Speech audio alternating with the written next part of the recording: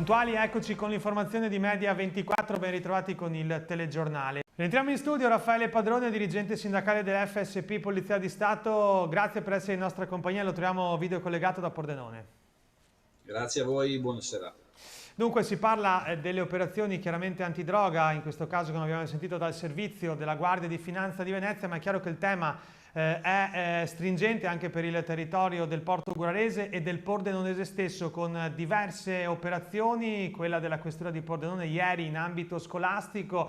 I carabinieri di Venezia hanno reso noto un'altra attività sempre scolastica a San Donà di Piave. È chiaro che si continua sull'attività di prevenzione e di controlli, ma resta stringente anche il tema relativo al numero di personale impiegato in questa tipologia di servizio, Padrone.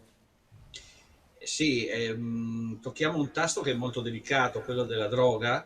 È un reato di recrudescenza che ritorna a fiorire dopo anni e anni di silenzio, ovvero diciamo non è mai sparito, ma non era così in voga questa tipologia di reato. Eravamo abituati ad altre tipologie di reati, ma oggi ricominciamo i nostri controlli mirati proprio al fenomeno della droga e delle serie chiaramente di tutti gli stupefacenti. Abbiamo visto dal vicino Veneto, ma in Friuli Venezia Giulia anche grosse operazioni, e soprattutto quello che dà più preoccupazione è che una volta eravamo concentrati con queste attività e con questi ritrovamenti di quantità anche importanti in città, ma oggi lo vediamo dalla spiaggia nella stagione estiva, lo troviamo addirittura nella Carnia, ma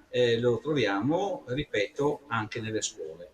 E come diceva lei nel servizio, questa attività continua a essere svolta solitariamente ed è uno dei punti chiave dell'attività investigativa che le squadre investigative, soprattutto specializzate nel servizio antidroga, fanno costantemente. Ripeto, era stato lasciato Sì. un attimino da parte questa attività nelle scuole, ma ahimè siamo dovuti ricorrere nuovamente ai controlli con l'attività, lo svolgimento dell'operazione con i cani, ma non solo nelle scuole, ma anche nelle stazioni ferroviarie. Purtroppo dobbiamo anche analizzare quale sia questo grosso problema, cioè il perché di questa droga. Senz'altro il cambiamento un po' sociale, nel senso che non abbiamo più solo ragazzi italiani che girano. Certo. Io ricordo qualche aneddoto di vecchi controlli, di vecchie operazioni in cui queste persone straniere prese a spacciare, dicevano: questo è il mio lavoro. Sono entrato in Italia, questa è la mia attività, questo è il mio lavoro, mi guadagno da vivere così. E Senta, questo è una brutta situazione. Quindi attenzione, perché le città ormai, io dico sempre, non c'è città con isola felice.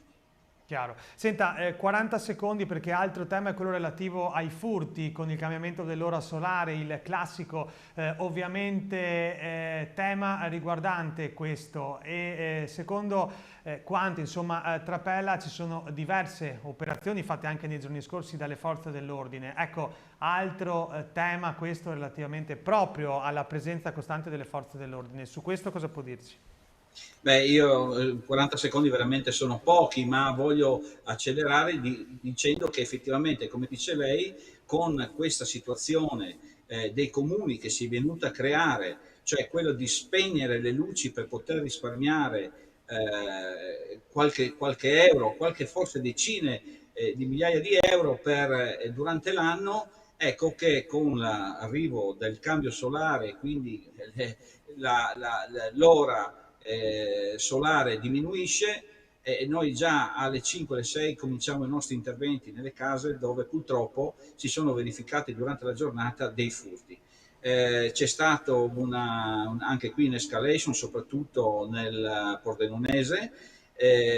Molte persone sono state controllate su questi episodi, però capisce benissimo quanto diventa difficile poter presenziare ogni via Sì. o quantomeno i quartieri di una città o di un paese è una provincia come quella di Pordenone o nel vicino portoguarese, lo stesso, la condizione degli uomini è quella, quindi l'equipaggio, se fosse un equipaggio su 2 occupato in un'altra attività di servizio di polizia, ahimè il controllo verrebbe meno sicuramente. Ed è questo che voglio dire, perché io fa specie leggere, sentire sul giornale come questa mattina le forze politiche che per dimostrare la loro esistenza, sia di destra, il personaggio di destra o il personaggio politico di sinistra, che non hanno capito che la sicurezza non ha colore politico, bene, per dimostrare l'esistenza di questi signori esaltano magari la problematica della mancanza di sicurezza, mancanza di personale, Bene. si sparano la loro situazione, la loro posa, però non dicono mai quante persone sono andate in pensione. Ed è questa una gravità. Dire, Bene. festeggiare perché arrivano 10 persone e non dire che ne sono andate via 30, credo che sia ancora più vergognoso. Chiara la posizione di Raffaele Padrone, grazie per essere intervenuto al Grazie a telegiornale con voi. noi. Grazie a voi. Rimaniamo a Pordenone, andiamo in fiera perché ultime ore dell'esposizione agricola Rive che esalta il Made in Italy. Il collega Rosario Padovano ha avvicinato il cuoco Fabrizio Nonis.